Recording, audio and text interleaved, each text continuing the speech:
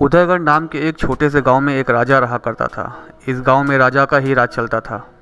राजा की अनुमति के बिना यहाँ पर परिंदा भी पर नहीं मार सकता था। राजा वैसे स्वभाव से काफ़ी कठिन और घमंडी टाइप का इंसान था। राजा को विरासत में मिली अपनी संपत्ति पर बहुत घमंड था।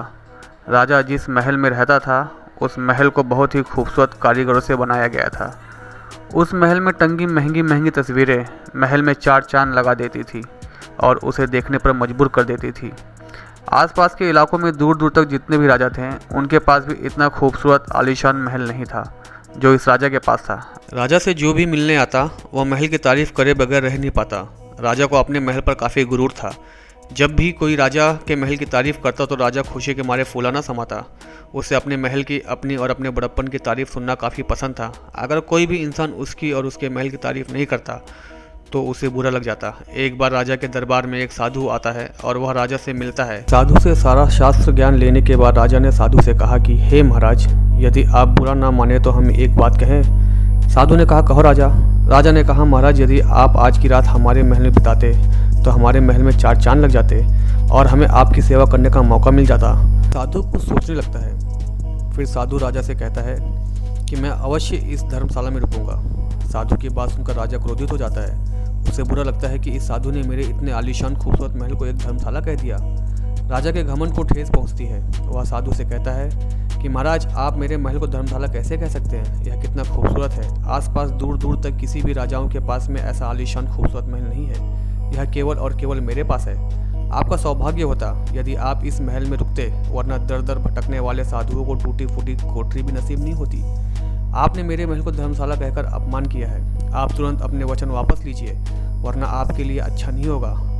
मैं तो आपकी सेवा करने के लिए आपको यहाँ पर रुकने के लिए कह रहा था। साधु थोड़ा सा मुस्कुराया और कहने लगा, हे राजा, मैंने तो केवल तुम्हें सत्य का एक आईना दिखाया है और जो सत्य है वह सत्य है। मैं अपने वचन कैसे वापस ले सकता हूँ, क्योंकि मेरी नज़र में तो यह केवल एक धर्मशाला ही है। साधु की बात सुनकर राजा और क्रोधित हो जाता है और साधु से कहता है, यदि आपको लगता है कि यह धर्मशाला है तो आप इसे साबित करके दिखाओ। साधु कहता है, ठीक है, चलो तुम मेरे एक सवाल का जवाब दो। राजा कहता है, पूछिए महाराज। साधु कहता है कि आपसे पहले यह महल किसका था? तो राजा कहता है, मेरे पिता का। साधु कहता है, उनसे पहले यह महल किसका था?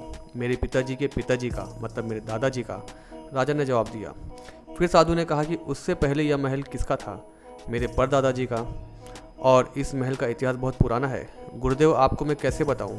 साधु ने राजा को कहा कि सुनो राजा, यह महल तब भी धर्मशाला के रूप में ही पूजा जाता था जब आपके पिता के पिताजी रहते थे, और आपके पिताजी के आने के बाद यह राज्य पाठ, यह सब कुछ आपको सौंपा गया। आपका इस धर्मशाला पर इतना घमंड करना आपको शोभा नहीं देता। आप इस धर्मशाला पर इतना घमंड क्यों करते हो? एक ना एक दिन तो इसे छोड़कर आपको भी जाना ही है। जैसे एक शरीर से आत्मा को एक ना एक दिन परमात्मा के पास जाना होता है। साधु की बात सुनकर राजा की आंखें भर आई और राजा ने हाथ जोड़कर साधु से कहा, हे गुरुदेव, आज आपने मुझे यह सत्य का आईना दिखाकर मेरी आंखें खोल दी।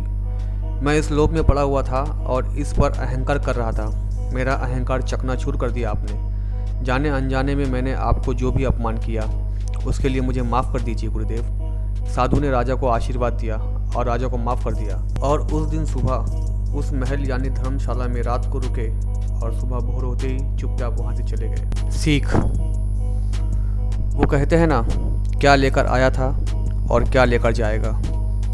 खाली हाथ आया था और खाली हाथ ही जाएगा।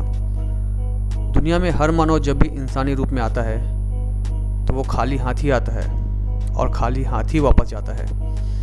यदि आपको कुछ लेकर जाना है तो आपको अच्छे कर्म करने होंगे और यही अच्छे कर्म आपके साथ ऊपर जाएंगे। इसीलिए दोस्तों, अच्छे कर्म करते चलिए और अच्छे इंसान होने का एहसास अपने आसपास के लोगों को दिलाइए, ताकि आपके जाने के बाद भी वे लोग आपको याद करें। इस कहानी को सुनने के लिए धन्यवाद। यदि आपको कहानी अच्छी लगी हो तो कहानी स्टेशन चैनल को लाइक, सब्सक्राइब और कमेंट जरूर करें। धन्यवाद।